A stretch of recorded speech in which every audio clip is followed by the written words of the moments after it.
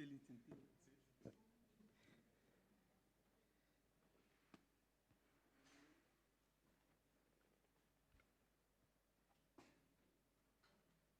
Bien, muy buenos días, hermanos. Es un gusto poder, primero, saludarles, pero también es un gusto poder exponer el mensaje de la palabra del Señor. Como les comento habitualmente, es hermoso poder prepararse, dedicarse al estudio y eso después intentar comunicarlo, así que vamos a tratar de hacerlo fielmente a lo que dice la palabra. Vamos a primero dirigirnos a Dios en oración pidiendo su ayuda. Padre Celestial, gracias porque usted es bondadoso, gracias porque nos colma de bendiciones, Señor, y agradecemos porque usted se ha revelado a nosotros a través de su palabra. Gracias, Señor, porque a través de la Biblia encontramos todo lo que tiene que ver con usted, todo lo que necesitamos saber de usted, Señor, se encuentra expresado en la palabra. Y, Señor, rogamos que usted pueda abrir los ojos de nuestro entendimiento, que ilumine nuestras mentes para conocerle más, para llegar a la comprensión suya. Ayúdenos, Padre, lo imploramos, y guíenos mediante su Santo Espíritu a través de la palabra para conocerle más. Y también, Señor, pedimos por nuestros corazones, ayúdenos a tener un corazón dispuesto y receptivo a su palabra para poner por obra aquello que podamos leer el día de hoy. Rogamos su ayuda, Señor, rogamos que usted hable a nuestras vidas mediante su Santo Espíritu, que no sean mis pensamientos, no sean mis palabras, Señor, sino que sea solamente usted y su palabra hablando a nuestras vidas y corazones. Rogamos su ayuda, Señor, rogamos que usted supla mi debilidad. Lo pedimos en el nombre de Cristo Jesús. Amén. Bien, como sabemos, nosotros estamos haciendo el estudio de Cristología.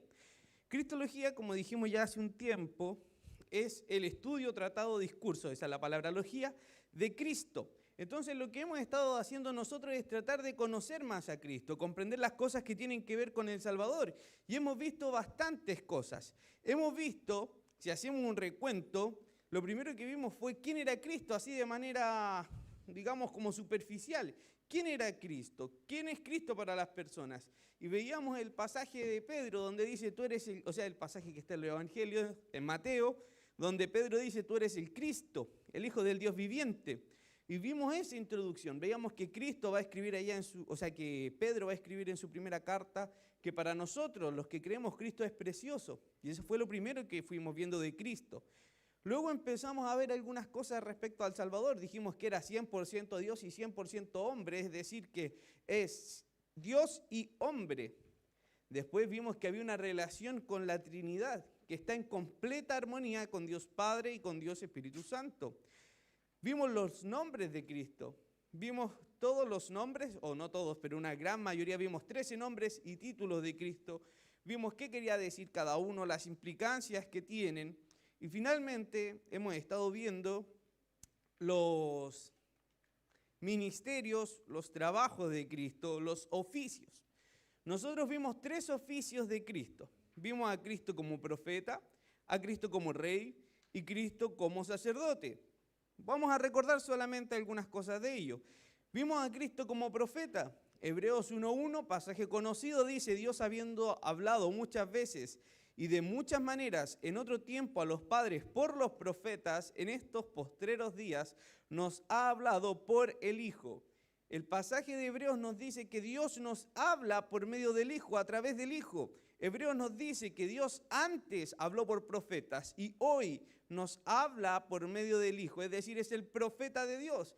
Si pudieron estar en el taller de hermenéutica del día jueves, nuestro hermano Nemi explicó que era un profeta. El profeta es una boca que dice lo que Dios quiere. No comunica sus propios pensamientos, comunica lo que Dios desea que sea comunicado. Por eso Pedro dice que la profecía nunca fue traída por voluntad humana, sino que los santos hombres de Dios hablaron siendo inspirados por el Señor. Lo que está diciendo es que el mensaje del profeta no es el propio, es el de Dios. Y en el caso de Cristo encontramos algo maravilloso. Grudem dice, Jesús no fue simplemente un mensajero de revelación de Dios, como lo fueron todos los profetas, sino que él mismo era la fuente de la revelación de Dios. Antes que decir como solían hacer todos los profetas del Antiguo Testamento, así dice el Señor, Jesús podía empezar su enseñanza con autoridad divina, diciendo, yo digo. Entonces en Cristo vemos al profeta perfecto, como dijo Juan en el capítulo 1, versículo 1. En el principio era el verbo y el verbo era con Dios y el verbo era Dios. Está hablando del Logos, la palabra. Ese es Cristo. Cristo es Dios mismo. Es la palabra revelada a nosotros. Entonces, Cristo es el profeta perfecto porque trae un mensaje y Él mismo es ese mensaje. Vimos que Cristo es Rey. Mateo 28, 18 dice, y Jesús se acercó y les habló diciendo, toda potestad me es dada en el cielo y en la tierra. Y es el gran Rey. Y es un rey distinto a los que conocemos. Pensemos en el rey de España. El rey de España tiene, digamos que, una autoridad limitada. Podrá ser el rey de España, pero no manda en Chile. Podrá ser el rey de España, pero si viene a mi casa va a hacer lo que yo le diga, porque será el rey en su país, pero acá no.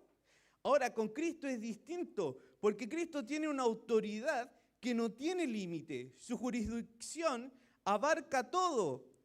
Cristo no se encuentra circunscrito, no se encuentra encerrado en un territorio determinado. Cristo es rey sobre todo nombre. Él es el gran rey. Y finalmente, el último domingo, la última escuela, vimos a Cristo como el gran sumo sacerdote. Y veíamos Hebreos 4:14. Por tanto, teniendo un gran sumo sacerdote que traspasó los cielos, Jesús, el Hijo de Dios, retengamos nuestra profesión. Está diciendo que Cristo es el gran sumo sacerdote. Y me gusta cómo lo presenta Hebreos porque emplea dos apelativos. Sumo sacerdote, la palabra sumo es uno que está sobre. El sumo sacerdote. Pero no es el sumo sacerdote, es el gran sumo sacerdote. Está sobre todos. Entonces, en Cristo tenemos este gran sumo sacerdote. Y en Cristo encontramos 5 características que las vio nuestro hermano Dino. Primero, Cristo es ordenado por Dios. Recordemos que Cristo no se nombra a sí mismo sumo sacerdote. Dios lo nombra sumo sacerdote. Vimos que es el sumo sacerdote perfecto, porque el sumo sacerdote tiene que entregar una ofrenda por sus pecados primero, para después ofrecer una ofrenda por el pecado de los demás. Cristo no ofrece ningún sacrificio por él, porque Él es santo, es perfecto. Entonces es el sumo sacerdote perfecto. Ahora, el sumo sacerdote entregaba un cordero, entregaba una ofrenda al Señor para que fueran limpiados los pecados.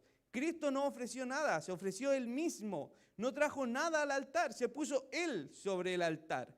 Entonces Cristo era ordenado por Dios, un sumo sacerdote perfecto, con un sacrificio perfecto.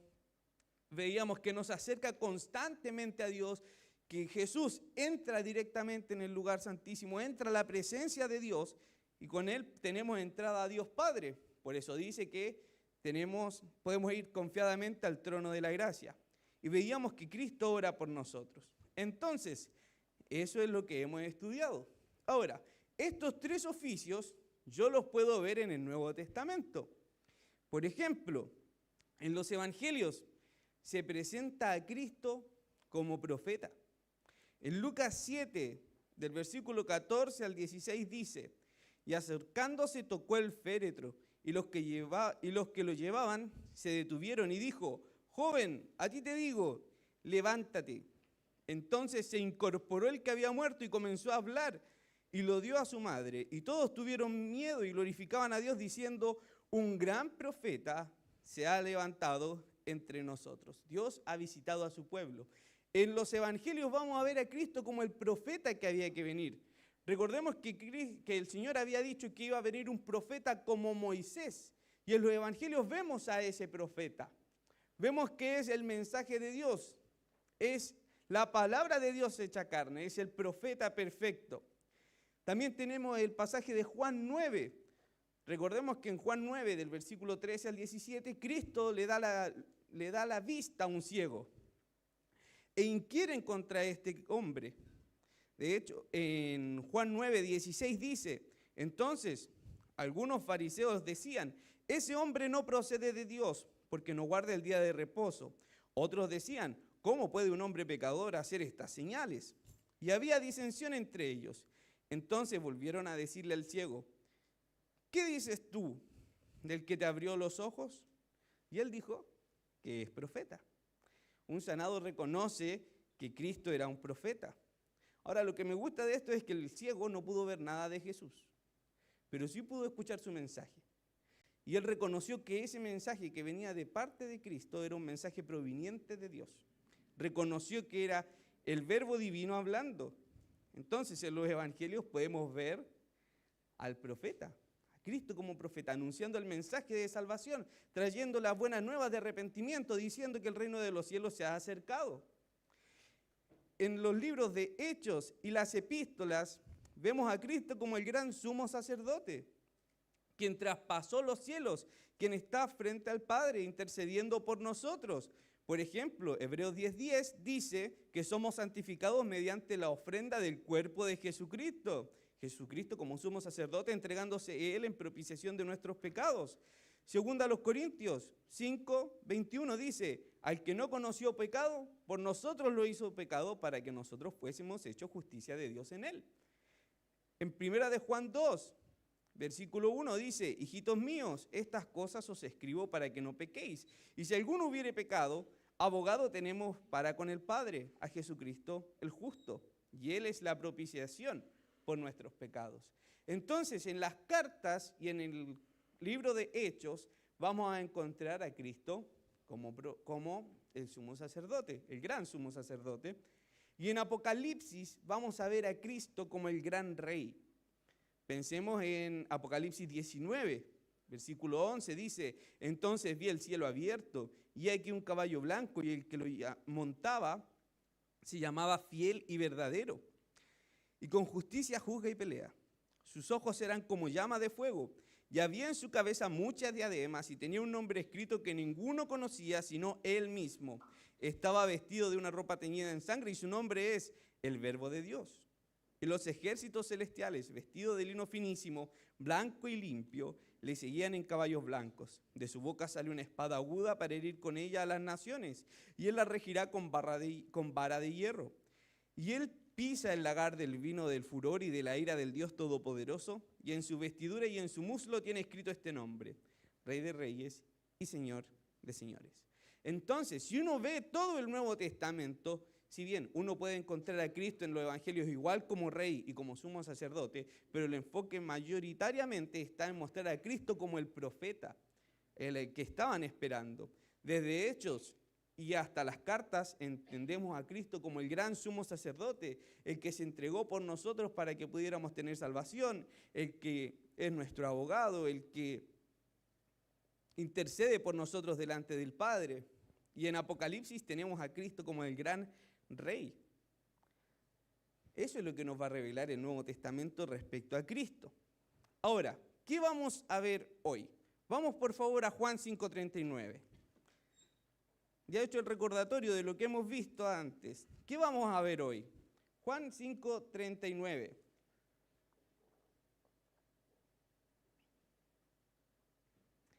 Cristo, hablando a los judíos, en Juan 5:39 dice, escudriñad las escrituras. Es una ordenanza, dice, escudriñen, hagan esto, escudriñen las escrituras. Ahora uno diría, ¿por qué tengo que estudiar la Biblia? Porque a vosotros os parece que en ella tenéis la vida eterna. Ustedes leen la Biblia porque creen que ahí está la vida eterna. Y la respuesta es, sí, ahí está la vida eterna. Pero Cristo les dice, ellas son las que dan testimonio de mí. Ahora, ¿qué estaba escrito hasta ese entonces? Solamente el Antiguo Testamento. Entonces aquí Cristo, ¿a qué se está refiriendo? Al Antiguo Testamento. Le está diciendo a los judíos de la época, ustedes estudian en ese tiempo el Tanaj, la Torá, la Biblia de los judíos. Ustedes estudian el Antiguo Testamento y hacen bien. Pero el Antiguo Testamento está hablando de mí. Eso es lo que Cristo les dice. Vamos a ver Lucas 24.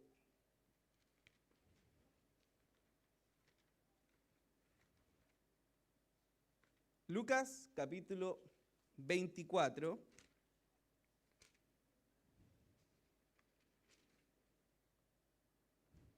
versículo 13. En el camino de Emaús. Luego de la crucifixión de nuestro Señor, luego de que fuera puesto en una tumba en el sepulcro, nos vamos a encontrar con dos discípulos de Cristo. Dice el versículo 13, y aquí dos de ellos iban el mismo día a una aldea llamada Emaús, que estaba a 60 estadios de Jerusalén. E iban hablando entre sí de todas aquellas cosas que habían acontecido. Sucedió que mientras hablaban y discutían entre sí, Jesús mismo se acercó y caminaba con ellos. Mas los ojos de ellos estaban velados para que no le conociesen. Y les dijo: ¿qué prácticas son estas que tenéis entre vosotros mientras camináis? ¿Y por qué estáis tristes? Respondiendo uno de ellos, que se llamaba Cleofas, le dijo: ¿eres tú el único forastero en Jerusalén que no ha sabido las cosas que en ella han acontecido en estos días? Entonces él les dijo: ¿qué cosas? Y ellos le dijeron: de Jesús Nazareno, que fue varón profeta, poderoso en obra y en palabra delante de Dios y todo el pueblo, y como le entregaron los principales sacerdotes y nuestros gobernantes a sentencia de muerte, le crucificaron. Pero nosotros esperábamos que Él era el que había de redimir a Israel. Y ahora, además de todo esto, hoy ya es el tercer día que esto ha acontecido. Aunque también nos han asombrado unas mujeres de entre nosotros, las que antes del día fueron al sepulcro. Y como no hallaron su cuerpo, vinieron diciendo que también habían visto visión de ángeles, quienes dijeron que Él vive. Y fueron algunos de los nuestros al sepulcro y hallaron así como las mujeres habían dicho, pero a Él no le vieron. Entonces Él les dijo: Jesús responde: oh insensatos y tardos de corazón para creer todo lo que los profetas han dicho. Les dice: los profetas ya lo dijeron. Es decir, ahí está. Los profetas ya habían hablado. Los que están en el Antiguo Testamento ya lo dijeron. Entonces, tenemos que en el Antiguo Testamento, Cristo dice que en el Antiguo Testamento las Escrituras dan testimonio de Él. Cristo mismo dice que los profetas hablaron acerca de Él mismo. Y veamos, por favor, el último pasaje, Hechos 10. Tenemos a Pedro, después de la visión que tiene Pedro, donde baja este paño con animales y Dios le dice: mata y come. Después de esa visión, Pedro va a ir al encuentro de un hombre llamado Cornelio. Hechos 10, versículo 30. Pedro va al encuentro de este hombre llamado Cornelio y le va a decir en Hechos 10:30. Entonces Cornelio dijo: hace 4 días, a esta hora yo estaba en ayunas y a la hora 9, mientras oraba en mi casa, vi que se puso delante de mí un varón con vestido resplandeciente y dijo: Cornelio, tu oración ha sido oída y tus limosnas han sido recordadas delante de Dios. Envía pues a Jope y haz venir a Simón, el que tiene por sobrenombre Pedro, el cual mora en la casa de Simón, un curtidor, junto al mar, y cuando llegue, él te hablará. Así que luego envié por ti, y tú has hecho bien en venir. Ahora pues, todos nosotros estamos aquí en la presencia de Dios para oír todo lo que Dios te ha mandado.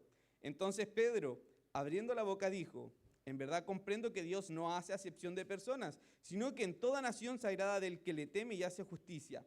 Dios envió mensaje a los hijos de Israel, anunciando el evangelio de la paz por medio de Jesucristo, este Señor de todos. Vosotros sabéis lo que se divulgó por toda Judea, comenzando desde Galilea, después del bautismo que predicó Juan. Como Dios ungió con el Espíritu Santo y con poder a Jesús de Nazaret, y cómo éste anduvo haciendo bienes y sanando a todos los oprimidos por el diablo, porque Dios estaba con él. Y nosotros somos testigos de todas las cosas que Jesús hizo en la tierra de Judea y en Jerusalén, a quien mataron colgándole en el madero. A este levantó Dios al tercer día e hizo que se manifestase, no a todo el pueblo, sino a los testigos que Dios había ordenado de antemano, a nosotros que comimos y bebimos con él después que resucitó de los muertos. Y nos mandó que predicásemos al pueblo y testificásemos que Él es el que Dios ha puesto por juez de vivos y muertos. De este dan testimonio todos los profetas, que todos los que en Él creyeren recibirán perdón de pecados por su nombre. Lo que Pedro le está diciendo a Cornelio, que los profetas ya habían hablado de Cristo. Es decir, ya vemos por la boca del apóstol Pedro y por la boca de Jesús mismo, que el Antiguo Testamento habla acerca de Cristo. El mensaje del Antiguo Testamento es Cristo. Ahora, ¿y dónde está Cristo en el Antiguo Testamento? ¿En qué parte lo encuentro? Eso es lo que vamos a intentar ver hoy. Hoy vamos a ver las referencias a Cristo, la referencia al Salvador en el Antiguo Testamento. El Antiguo Testamento tiene referencias al Salvador, tiene referencias a Jesús. Y estas nos van a ir mostrando de a poco aspectos de Jesús. Vamos a ver someramente algunas apariciones, referencias, citas, tipos, vinculaciones a Cristo en el Antiguo Testamento. Veremos una forma de clasificación que nos va a ayudar a entender esto. Pero lo que vamos a tratar de hacer nosotros es entender a Cristo en el Antiguo Testamento. Cristo se encuentra desde Génesis hasta los profetas, se encuentra de lado a lado, de tapa a tapa. Si yo voy al Antiguo Testamento, encuentro a Cristo. Si voy al Nuevo Testamento, encuentro a Cristo. Porque Cristo es el mensaje de la palabra del Señor. Entonces, vamos a ver cómo está Cristo en el Antiguo Testamento. ¿En qué parte está? ¿Qué me dice el Antiguo Testamento de Él? Lo primero que vamos a ver son referencias alusivas a Cristo. ¿Qué quiere decir esto? Vamos a encontrar alusiones a Cristo. No sé si has escuchado alguna vez como la palabra era un tipo de Cristo. Por ejemplo, de José se ha dicho que es un tipo de Cristo, porque fue vendido, al igual que Jesús. A mí no me gusta ese nombre, cuando dicen tipo de Cristo, porque pareciera que hay como varios Cristos. A mí me gusta más la frase, era una sombra de Cristo. ¿Por qué una sombra de Cristo? Porque va a mostrar algo que Cristo va a cumplir en plenitud. No son Cristo, pero es como si pudiéramos ver algún elemento que después es visible en el Salvador. Son alusiones a Cristo, no es una profecía literal, es una alusión, es una vinculación, una relación que puede establecer entre personajes del Antiguo Testamento y Cristo, entre sucesos del Antiguo Testamento y Cristo. Veamos un ejemplo de esto. Vamos por favor a Génesis 37, 26. Génesis 37, 26.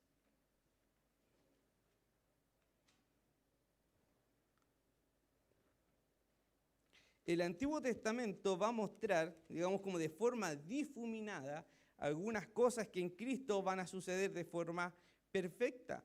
Pensemos en Génesis 37, 26.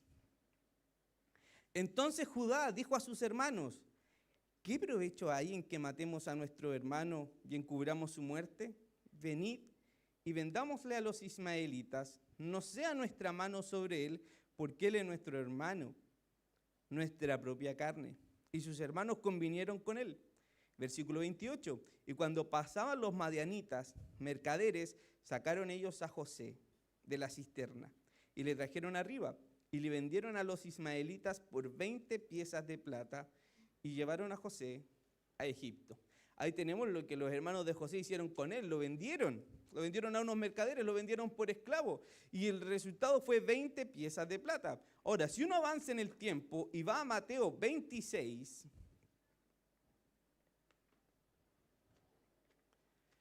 Mateo capítulo 26, versículo 14, Mateo 26, versículo 14 dice, entonces uno de los 12, que se llamaba Judas Iscariote, fue a los principales sacerdotes y les dijo, ¿qué me queréis dar? Y yo os lo entregaré.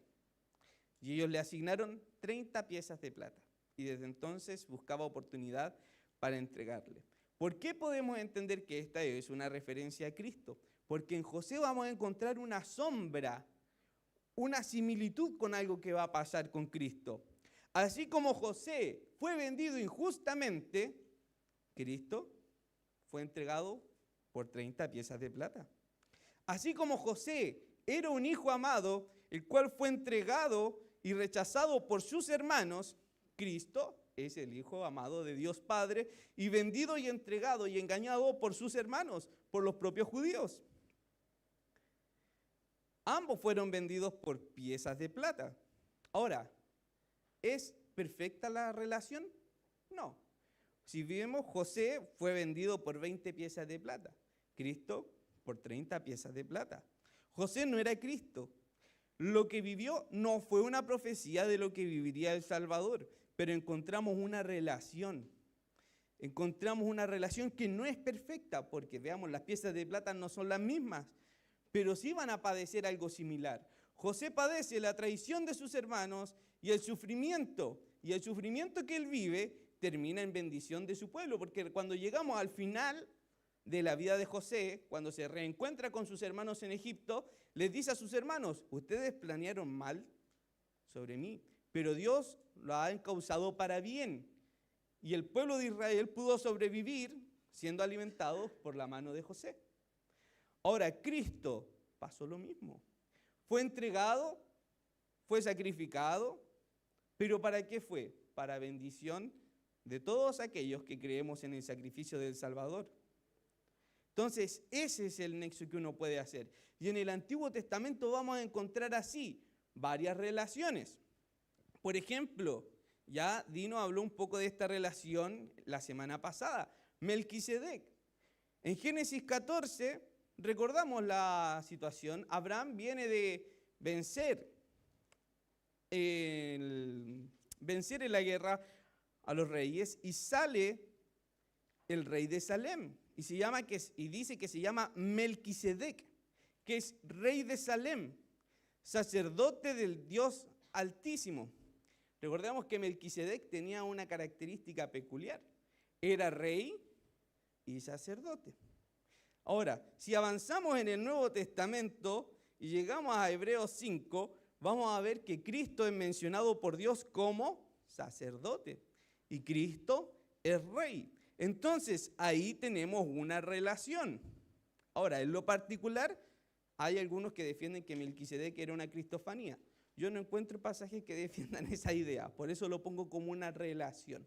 Cuando uno mira a Melquisedec, uno puede decir: miren, era sacerdote y rey. Y Cristo, sacerdote y rey. Hay una relación que podemos hacer. Ahora, veamos una relación más literal. Vamos a Génesis 22:7. Abraham, recordemos que Dios le prometió un hijo. El hijo de la promesa fue Isaac. Y si llegamos a Génesis 22, versículo 7, nos encontramos a Abraham caminando con su hijo. Abraham va camino con Isaac a entregar un sacrificio. Y dice Génesis 22:7, entonces habló Isaac a Abraham su padre y dijo: Padre mío. Y él respondió: heme aquí mi hijo. Y él dijo: he aquí el fuego y la leña, mas ¿dónde está el cordero para el holocausto? Y respondió Abraham: Dios se proveerá del cordero para el holocausto, hijo mío. E iban juntos. Aquí tenemos una sombra de lo que iba a pasar con Cristo, porque vemos que van dos personas caminando y una es sentenciada. Isaac estaba sentenciado a morir, porque Dios le dijo a Abraham: dame tu hijo, tu único hijo. Y Abraham dijo: bueno, tiene que ser como Dios diga. Entonces va con Isaac. E Isaac pregunta: ¿y dónde está el sacrificio? Y debe haber sido complicado para Abraham, porque ve a su hijo y sabe que lo tiene que entregar. Pero él dice: Dios se proveerá de un cordero para el holocausto. Y si uno sigue leyendo, se da cuenta de que Jehová proveyó. Porque cuando Abraham iba a entregar la vida de su hijo, dice que es detenido Abraham y encuentran un cordero. Ahí está en el versículo 13. Entonces alzó Abraham sus ojos y miró, y aquí a sus espaldas un carnero trabado en un zarzal por sus cuernos. Y fue Abraham y tomó el carnero y lo ofreció en holocausto en lugar de su hijo. Uno que toma el lugar de otro y uno que es provisto de manera milagrosa, de manera divina. Lo mismo pasó con Cristo. Si avanzamos en el tiempo, nos vamos a encontrar con Juan 1:29. Vayamos al libro de Juan, capítulo 1. Juan el Bautista, dice en Juan 1:29, el siguiente día vio Juan a Jesús que venía a él y dijo: he aquí el Cordero de Dios que quita el pecado del mundo. Es la provisión de Dios. Y es interesante porque pensemos, Isaac era un condenado a muerte. Y en su condenación encontraron al Cordero que fue entregado por él. Todos los que estaban acá, todos los que estaban con Juan, igual eran condenados a muerte, porque iban camino al infierno. Pero ¿qué pasó? Vieron la provisión de Dios, vieron al Cordero, vieron a Cristo. Por eso Juan dice, he aquí está lo que estábamos esperando. El Cordero de Dios, la provisión que Dios ha dado para que nosotros tengamos vida en su sacrificio. Es el Cordero de Dios que quita el pecado del mundo. Tenemos al Cordero Pascual. Recordemos que en el Éxodo, cuando iba a pasar el ángel de la muerte, lo que tuvieron que hacer fue matar un cordero y pintar los dinteles de sangre. Y cuando veían la sangre, el ángel pasaba de largo y no mataba al primogénito que allí estaba. Lo pasaba por alto. La muerte saltaba, digamos, a esa persona. ¿Y qué hace Cristo? En su sangre nos limpia, nos lava, nos quita nuestros pecados y así nosotros somos saltados, digamos, de la muerte. Somos rescatados de la muerte. Entonces en Cristo tenemos esta figura, el Cordero Pascual, el Cordero que encontró a Abraham e Isaac, el que es entregado para rescate de muchos. Ahí tenemos entonces otra sombra. Veámoslo ahora sí. Abraham, cuando vio el corderito con los cachitos atrapados, lo tomó. ¿Pudo ver a Cristo ahí? Probablemente no, porque tenía un conocimiento limitado. No es el conocimiento que nosotros tenemos ahora al tener toda la Biblia, pero nosotros podemos decir eso que experimentó Abraham, en donde encontraron al Cordero que es entregado para rescate de su hijo. Es lo que pasa con nosotros, y lo que viene a ser Cristo viene a ser entregado por el rescate de muchos. Esas es las alusiones que podemos encontrar en el Antiguo Testamento, y tenemos más. Por ejemplo, no lo vamos a leer por tiempo, pero Números 21, versículo 4. Recordemos que está Israel caminando por el desierto y hablan contra Dios, hablan contra Moisés. Recordemos que ellos siempre se quejaban, siempre reclamaban. Y Dios envía serpientes ardientes que mordieran el pueblo. Y el versículo 6 de Número 21 dice, murió mucho pueblo de Israel. Y estaban muriendo por causa de las serpientes que mordían a los israelitas. ¿Y qué tuvo que hacer Moisés? En el versículo 9 del capítulo 21 de Números dice, y Moisés hizo una serpiente de bronce y la puso sobre un asta, y cuando alguna serpiente mordía a alguno, miraba a la serpiente de bronce y vivía. La serpiente fue puesta en el campamento, en un lugar alto, para que cualquiera que mirara a la serpiente pudiera tener vida. Ahora pensemos en un israelita de ese tiempo. ¿Sabe que hay serpientes? Que si lo matan, murió. Hasta ahí llegó. O sea, si me mordió la serpiente, cooperé. Voy a la muerte. Y Moisés pone una forma de serpiente, hace con bronce una serpiente y la pone en alto, la pone sobre un asta para que cualquiera pueda mirar a él. Perdón. Que cualquiera, donde sea que esté, pueda mirar sobre y vea la serpiente en el asta y pueda tener vida, sea sanado. Ahora, el israelita, ¿qué pensaba de eso? Bueno, ahí llegó, yo puedo mirar y ser salvo. Hasta ahí llegaba su comprensión. Pero nosotros avanzamos en el Nuevo Testamento y llegamos a Juan 3. Y Juan 3, versículo 14 dice, y como Moisés levantó la serpiente en el desierto, así es necesario que el Hijo del Hombre sea levantado para que todo aquel que en él cree no se pierda, mas tenga vida eterna. Usualmente conocemos Juan 3:15, para que todo aquel que en él cree no se pierda, mas tenga vida eterna, pero nos olvidamos del versículo que está antes. Y el versículo que está antes nos dice, así como Moisés levantó una serpiente en el desierto y quien lo miraba podía tener vida, así Cristo es levantado en una cruz y todo el que lo ve puede tener vida. Esa es la relación que hay, es la sombra que está escondida en el Antiguo Testamento. Y Cristo la aclara. Cristo mismo dice, eso que pasó con Moisés, donde todos tenían que mirar una serpiente para tener vida, ahora, esa vida no era eterna porque morían después de un tiempo. Pasaron los años y toda esa generación murió. Ahora, quien mira a Cristo tiene vida eterna y vida para siempre. Y vive en Cristo. y tiene vida eterna. Por eso es una sombra. No es una relación perfecta. Hay diferencias. En Cristo se cumple de manera suprema. Quien vaya a Cristo tiene vida eterna. Quien iba a la serpiente de bronce solamente retrasaba la hora de la muerte. En Moisés vemos cómo es levantada la serpiente de bronce. Quien miraba a la serpiente vivía. Lo mismo pasa con Cristo. Es levantado entre gran mortandad. Y cualquier moribundo que mire a Cristo con fe puede ser salvo. Ahí está la sombra de Cristo en el Antiguo Testamento. Para el judío quedaba clarito entonces lo que refería a Cristo. Vamos a ver la última alusión. Jonás, capítulo 1. Conocemos la historia de Jonás. Jonás fue enviado por Dios a predicar a Nínive. Y Jonás dijo, no, voy a Tarsis. Y camino a Tarsis, Dios levanta una tempestad enorme. Y Jonás le dice a los marineros, esta tempestad es culpa mía. Y dijeron, ¿qué hiciste? Desobedecí a Dios. Y dice, échenme al agua. Esto no va a parar hasta que ustedes me quiten la vida. Y es lanzado al agua. Y dice que Dios tenía preparado un gran pez, el cual traga a Jonás. Ojo, dice pez, no ballena. Y Juan 1:17 dice, Jehová tenía preparado un gran pez que tragase a Jonás. Y estuvo Jonás en el vientre del pez 3 días y 3 noches. Jonás estuvo en el vientre del pez, en lo más profundo de la tierra, 3 días y 3 noches. Ahora, ¿qué dice Cristo? En Mateo 12:38, entonces respondieron algunos de los escribas y de los fariseos diciendo, Maestro, deseamos ver de ti señal.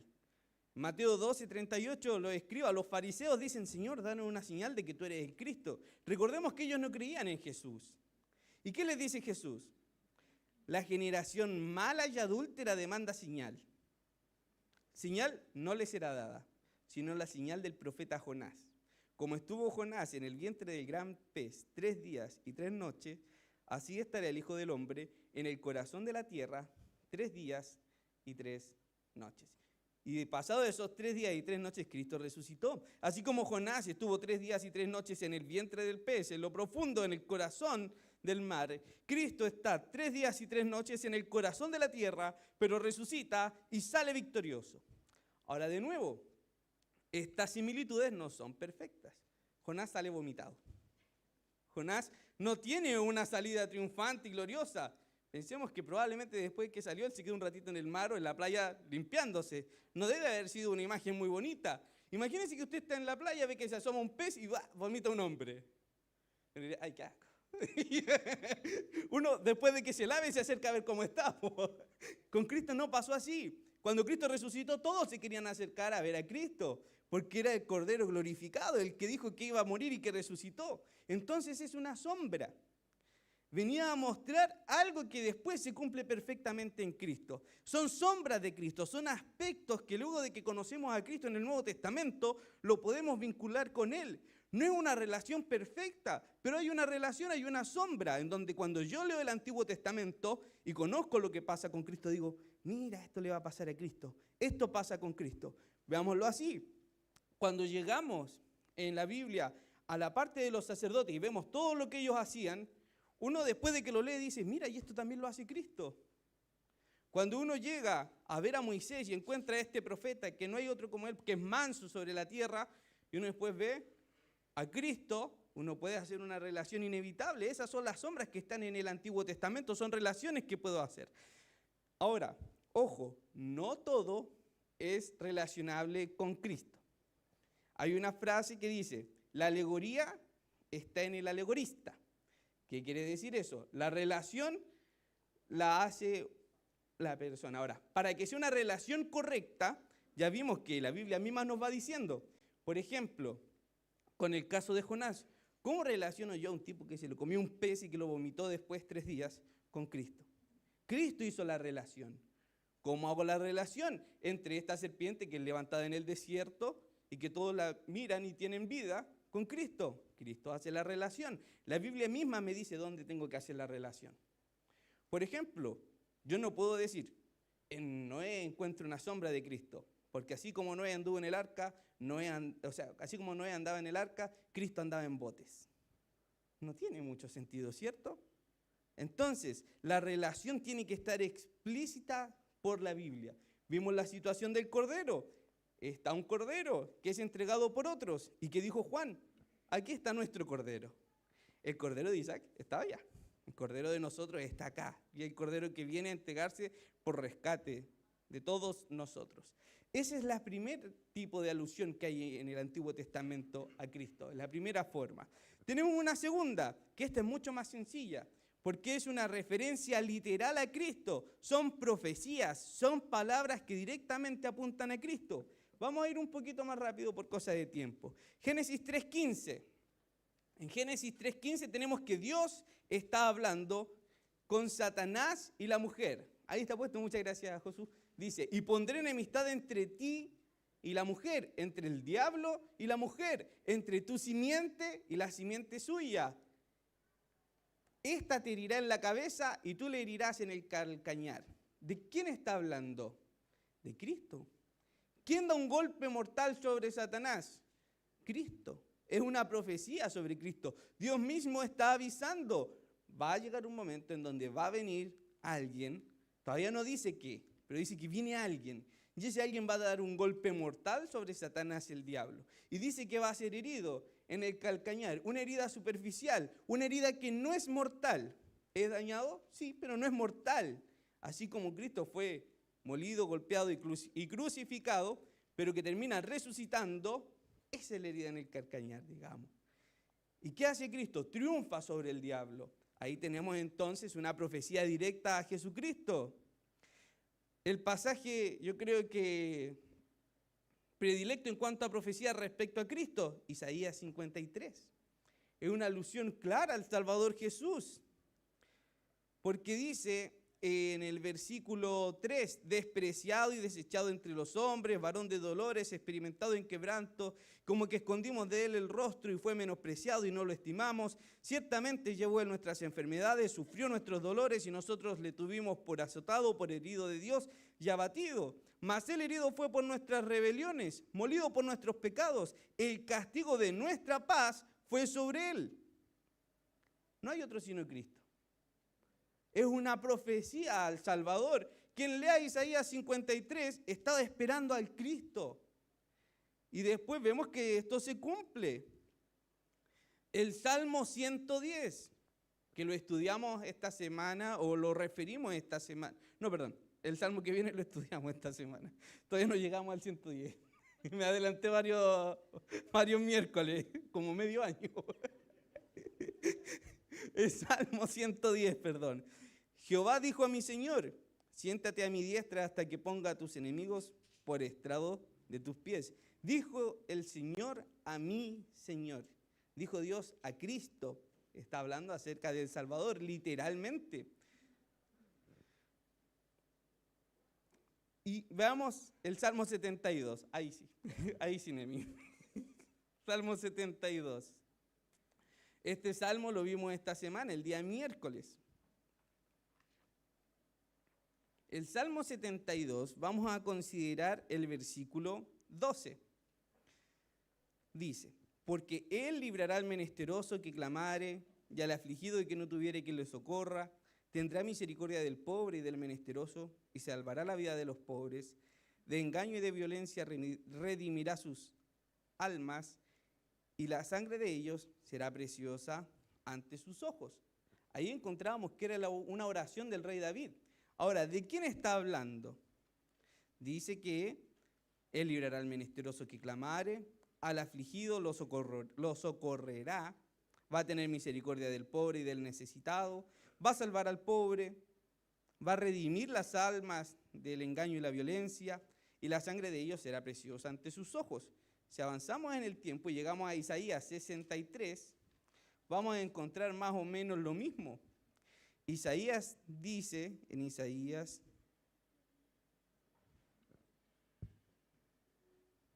no era Isaías, perdón.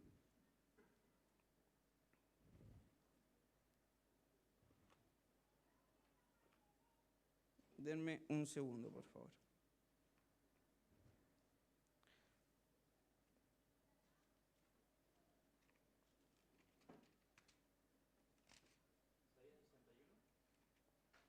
probablemente. Isaías 61, sí, muchas gracias. Bueno, es bueno tener al que hace el material de la reunión de oración. Isaías 61 dice, el Espíritu de Jehová está sobre mí, porque me ungió Jehová y me ha enviado a predicar buenas nuevas a los abatidos, a vendar a los quebrantados de corazón, a publicar libertad a los cautivos, a los presos apertura de cárcel, a proclamar el año de la buena voluntad de Jehová y el día de la venganza de Dios nuestro, a consolar a todos los enlutados, a ordenar que a los afligidos de Sión se les dé gloria en lugar de ceniza, óleo de gozo en lugar de luto, manto de alegría en lugar del espíritu angustiado, y serán llamados árboles de justicia, plantío de Jehová para gloria suya. De nuevo se está hablando de alguien que viene y que va a tener estas acciones. Son muy similares los dos pasajes que leímos, el Salmo 72 con Isaías 63. Ahora, ¿de quién está hablando? Vamos por favor a Lucas 4.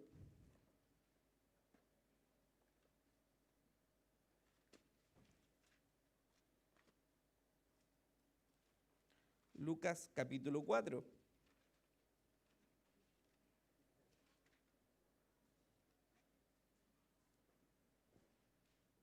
Cuatro 16. Vino a Nazaret, ¿quién? Jesús, donde se había criado, y en el día de reposo entró en la sinagoga conforme a su costumbre y se levantó a leer, y se le dio el libro del profeta Isaías, y habiendo abierto el libro, halló el lugar donde estaba escrito, el Espíritu del Señor está sobre mí, por cuanto me ha ungido para dar buenas nuevas a los pobres, me ha enviado a sanar a los quebrantados de corazón, a pregonar libertad a los cautivos y vista a los ciegos, a poner en libertad a los oprimidos, a predicar el año agradable del Señor. Y enrollando el libro, lo dio al ministro y se sentó, y los ojos de todos en la sinagoga estaban fijos en él, y comenzó a decirles, hoy se ha cumplido esta escritura delante de vosotros. Ahí tenemos la profecía. El Antiguo Testamento está llena de profecías respecto a Cristo que vienen a cumplirse. En este caso, ¿quién viene a dar las buenas nuevas a los pobres? Cristo.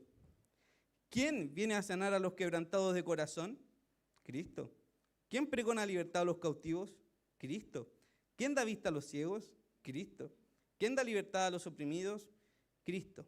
¿Quién predica el año agradable del Señor? Cristo. ¿Y cuándo se anunció eso? En el Antiguo Testamento. Ya lo venía diciendo el rey David, ya lo viene confirmando el profeta Isaías. Ahí estaba. Por eso Cristo les dice, oye, pero si los profetas ya les dijo, o sea, duros de corazón. A los judíos, a los estudiosos de esa época, les dicen, ustedes estudian la Biblia, po. O sea, ahí está. Están en los profetas, lo dijo el rey David, está en la ley, ahí están las relaciones. Entonces, ahí está en la Biblia, anunciándonos por medio de profecías quién era el Cristo. Nos vienen anunciando acerca del Salvador. Entonces, en el Antiguo Testamento encontramos, primero, alusiones a Cristo. Segundo, profecías literales respecto a Cristo. Profecías que se cumplieron, mensaje dado por los profetas. Y en tercer lugar, encontramos apariciones de Cristo. Jesús aparece en el Antiguo Testamento. Sabemos que Jesús es eterno, no tiene inicio y no tiene final. Como Jesús es eterno, entonces está desde siempre. El Evangelio solamente nos muestra el momento en donde Cristo decide venir a habitar entre los hombres. En los Evangelios no es que Cristo empezó a existir desde ahí, Cristo ya existe. Los Evangelios relatan que llega el momento, como dice Gálatas 4:4, llegó un momento en donde Dios envió a su Hijo, nacido de mujer y nacido bajo la ley. Es la llegada a la tierra del unigénito Hijo de Dios.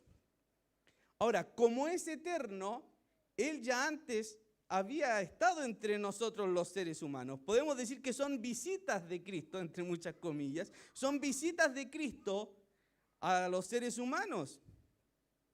¿Dónde encontramos estos elementos? Veamos por favor a Génesis 7. Génesis 7.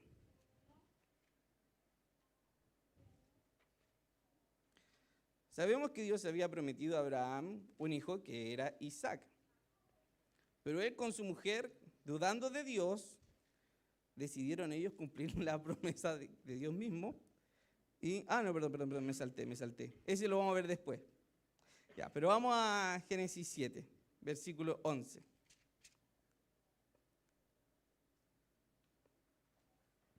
No es Génesis 7, 11. Dame un segundo. Aquí está, Génesis 16, perdón. Génesis 16, sí era lo que estaba diciendo. Agar tiene un hijo que se llama Ismael. Vemos que Agar tiene conflictos con Sarai, la mujer de Abraham, y Agar escapa.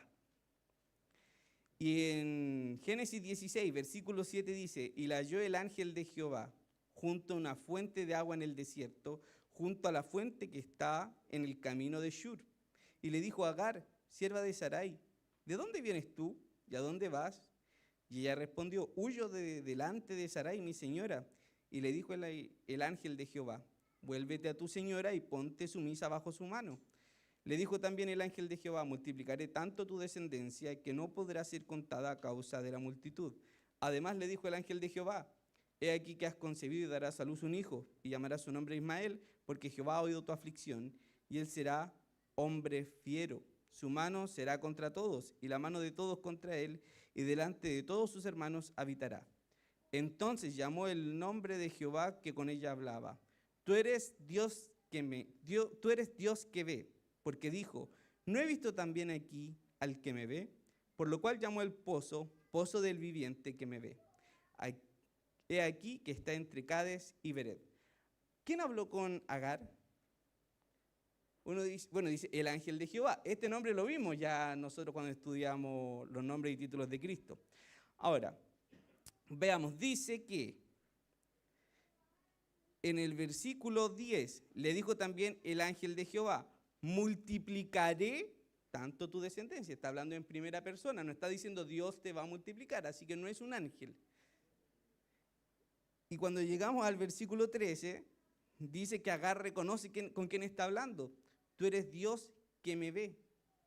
Cuando llega al versículo 14, dice que llamó al pozo el viviente que me ve. Quien habla con Agar es Cristo. A esto le llamamos cristofanía o teofanía. Es una aparición de Cristo en el Antiguo Testamento. ¿Cómo es posible? Porque Cristo es eterno. Porque Cristo no tiene ni inicio ni final. Por lo tanto, van a haber momentos en el Antiguo Testamento en donde Cristo va a aparecer. Y tenemos más. Por ejemplo, en Éxodo 3, cuando aparece la zarza.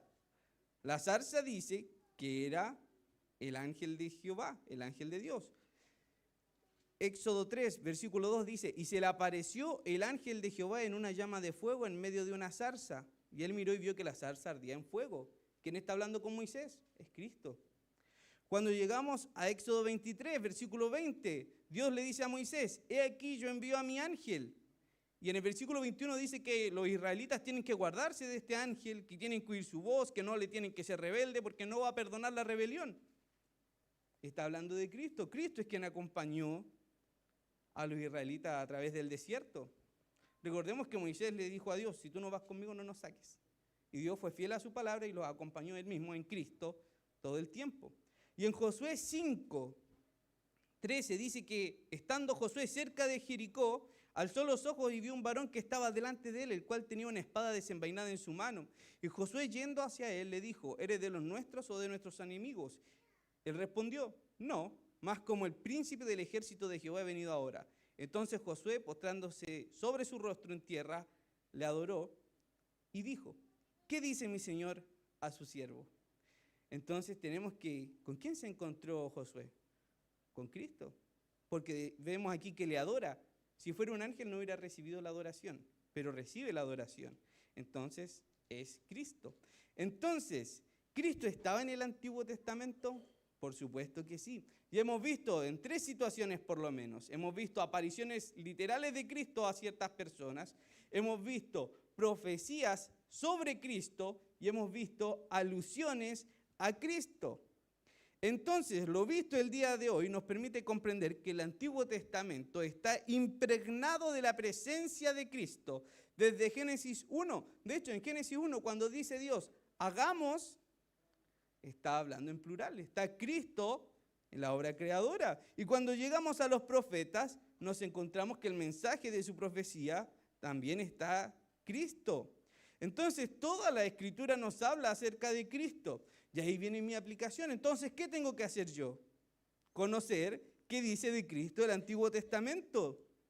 Conocemos mucho del Nuevo Testamento. Hay varios pasajes que los podemos ver. De hecho, si uno dice, ¿cuál es tu libro favorito? Probablemente sea una carta del apóstol Pablo. Pero ¿y el Antiguo Testamento? ¿Qué conocemos del Antiguo Testamento? Recordemos que el apóstol Pedro, en 1 de Pedro 2:7 dice, para vosotros los que creéis, Él es precioso. Si es precioso para mí, entonces tengo que saber todo lo que haya respecto a Cristo. Porque Él es precioso para mí, es lo que más quiero conocer. Entonces no tengo que leer el puro Nuevo Testamento, tengo que leer el Antiguo Testamento, porque en ella también grita de tapa a tapa el mensaje de Cristo, la anunciación del Salvador. Hay profecías a Cristo, hay sombras de Cristo. Está Cristo mismo apareciendo. Hay una muy buena frase que dijo el pastor Adrian Rogers. Si leyó el Antiguo Testamento y no vio a Cristo en ninguna de las páginas, tiene que leer de nuevo el Antiguo Testamento. El Antiguo Testamento tiene a Cristo. Pensemos en la nube que iba de día y la columna de fuego que iba de noche. Podemos encontrar referencias ahí a Cristo. Tenemos que conocer qué dice el Antiguo Testamento, porque ellas nos hablan de Cristo. Y es una verdad y un desafío. Tenemos que conocer a Cristo, porque vamos a encontrar hermosas cosas acerca del Salvador. Vamos a conocer cosas que anunciaban en el Antiguo Testamento. Es increíble pensar que de Génesis hasta los profetas yo encuentro a Cristo. Ahora la pregunta es, ¿lo hemos encontrado? Si la respuesta es no, es porque no lo hemos buscado, porque ahí está. No hay que darle mucha vuelta. Ahí mismo está Cristo. Entonces, tenemos que dedicar tiempo al estudio del Antiguo Testamento, pues ahí está Cristo. Si decimos que Cristo para nosotros es precioso, entonces no basta solo con conocer el Nuevo Testamento. Tengo que conocer el Antiguo Testamento. Ya vimos que Cristo está anunciado. ¿Cómo? Por lo menos de 3 formas. Profecías sobre Cristo, alusiones o sombras de Cristo y la presencia misma de Cristo en ciertos pasajes del Antiguo Testamento. Entonces, ¿qué aplicación puedo sacar? De aquí vamos a ir todas a leer el Antiguo Testamento. Aproveche los días miércoles, gane tiempo. Estamos estudiando los salmos y hay salmos que hablan acerca de Cristo. Aproveche ese instante. Vea cómo Cristo está en el libro de los salmos. Oremos al Señor. Señor, gracias porque vemos cómo a lo largo de la Escritura Cristo aparece. De etapa a etapa, Señor, podemos ver cómo el Salvador va siendo revelado, cómo podemos encontrar a Cristo a través de las profecías, a través de las alusiones, a través, Señor, de apariciones de Cristo mismo. Rogamos, Señor, que usted nos ayude a ser diligentes en el estudio de su palabra. Ayúdenos a conocer todo lo que hay respecto a Cristo. Como decía el apóstol Pedro, para nosotros los que creemos, Él es precioso. Ayude a que esto sea verdad en nuestra vida y que lo podamos, Señor, reflejar en un conocimiento acabado de la persona del Salvador, quien se ha revelado, Señor, desde el Génesis hasta el Apocalipsis. Ayúdenos, Señor, a dedicar nuestras vidas a conocerle y pedimos, Señor, que usted nos dé el ánimo. Sabemos que muchas veces peleamos contra nuestro propio cuerpo, contra el deseo, contra el afán de hacer otras cosas, pero ayúdenos, Señor, a vencer sobre todo eso para escudriñar las Escrituras y contemplar al Salvador. Lo rogamos, Señor, en el nombre de Cristo Jesús. Amén. Sí, hermanos, en honor al tiempo los invito a pasar de inmediato al tiempo del break. A las 11:25 estamos de vuelta.